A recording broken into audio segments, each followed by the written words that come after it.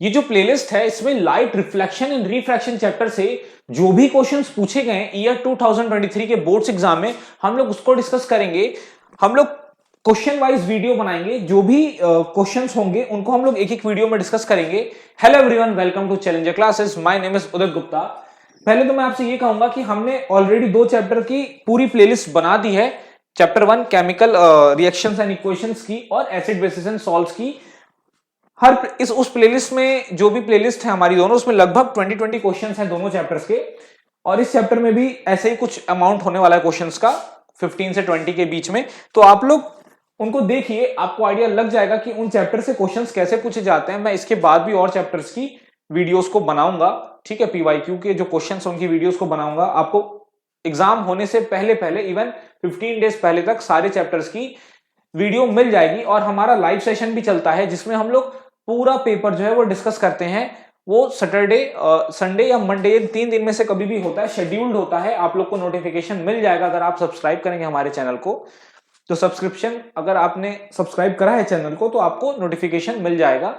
तो चलिए शुरू करते हैं हमारा ये क्वेश्चन क्या कह रहा है। A student wants to obtain an erect image of an object using a concave mirror or focal length 10 centimetre. एक स्टूडेंट है जो concave lens, concave mirror, not lens, concave mirror की मदद से एक इरेक्ट इमेज बनाना चाहता है और उस जो मिरर का फोकल लेंथ है वो 10 सेंटीमीटर है। What will be the distance of the object from the mirror. तो जो ऑब्जेक्ट की डिस्टेंस होगी मिरर से वो क्या होगी। बड़ा सिंपल सा क्वेश्चन है। ऑप्शन है less than 10 centimetre, 10 centimetre, between 10 and 20 centimetre, more than 20 centimetre. तो आइए हम लोग समझते हैं इस चीज को, इस क्वेश्चन को समझते हैं।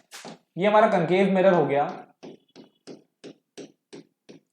ये हमारा कनकेव मिरर हो गया, ठीक है।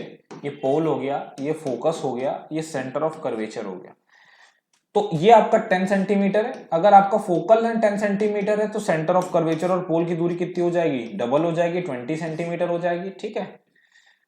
तो आपसे पूछ रहा है कि हम ऑब्जेक्ट को कहां रखें कि हमारी इरेक्ट इमेज बने। तो आपको पता होना चाहिए, आपको याद होना चाहिए कि जब ऑब्जेक्ट पोल और फोकस के बीच में रखा होता है, जब ऑब्जेक्ट जो है पोल और फोकस के बीच में रखा होता है, कहां पर, पोल और फोकस के बीच में रखा होता है, उस कंडीशन पे जो इमेज बनती है वो इरेक्ट इमेज बनती है। कैसी इमेज बनती है, इरेक्ट इमेज। पोल और फोकस के बीच में मतलब 10 सेंटीमीटर से कम कहीं पर भी अगर आपकी ऑब्जेक्ट को आपने रखा हुआ है तो वो क्या बनाएगा, इरेक्ट इमेज बनाएगा, ठीक है। तो यहां पर अच्छा 10 सेंटीमीटर यानी फोकस पर रखा होता तो इन्फिनिटी पर इमेज बनती।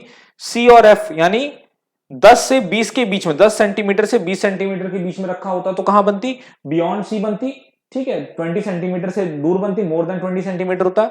अगर यहां पर रखा होता एट सी यानी 20 सेंटीमीटर दूर रखा होता तो सी पर ही इमेज बनती, तो 20 सेंटीमीटर आंसर होता, ठीक है। तो इस तरीके से आपके, और भी मैं क्यों डिस्कस कर रहा हूं सब कुछ, क्योंकि यहां पर आपसे बोल रहा है कि इमेज डायरेक्ट होनी चाहिए, या आपसे बोल देता, यहां क्वेश्चन बदल देता, क्वेश्चन ये बोलता कि बताओ ऑब्जेक्ट को कहां रखे कि जो इमेज बने वो मोर देन 20 सेंटीमीटर पर बने, तब आपको पता होना चाहिए ना। तो आपको सारे केसेस पता होने चाहिए। तो इस केस के लिए जो आंसर आपका होगा वो होगा लेस देन 10 सेंटीमीटर। क्या होगा, less than 10 centimetre. Less than 10 centimetre क्यों, क्योंकि 10 सेंटीमीटर से कम अगर डिस्टेंस होगी तो ऑब्जेक्ट फोकस और पोल के बीच में होगा और आपकी जो इमेज बनेगी वो इरेक्ट बनेगी।